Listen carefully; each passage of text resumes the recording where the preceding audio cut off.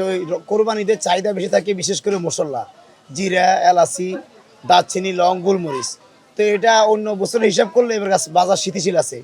জিরা ভালো মানটা 600 থেকে 650, এলাচি 4500 থেকে 5200, লবঙ্গ 1350 থেকে 1450, গোলমরিচ 1350 থেকে 1400। অন্যান্য মশলাও দামও স্থিতিশীল আছে, সর্ব ভালো, কোনো মশলা সর্ব ঘাটতি নাই, এই কারণে দাম বাড়ার কোনো আশঙ্কা নেই। দাম স্থিতিশীল আছে, সর্ব ভালো আছে। দাম বাড়ছে পোলাও চাল, দাম বাড়ছে চিনি, দাম বেশি তেলের। তেলের দাম 4 টাকা লিটারে বাড়ার পরেও সর্ব ঠিক নেই। একটা দুটা কোম্পানি তেল দিচ্ছে, তাও অ্যাভেলেবেল দিচ্ছে না। আমার চাহিদা মতো আমি তেল পাচ্ছি না। চিনি ছিল 105 টাকা, এখন 110 টাকা।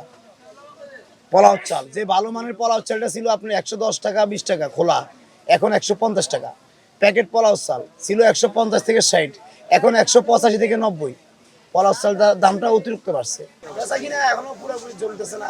বেচা কিনা মাল যে হারে সর্ব আছে প্রত্যেকটা জিনিসের কোরবানের, কিন্তু বেচা কিনা হয়ে নাই।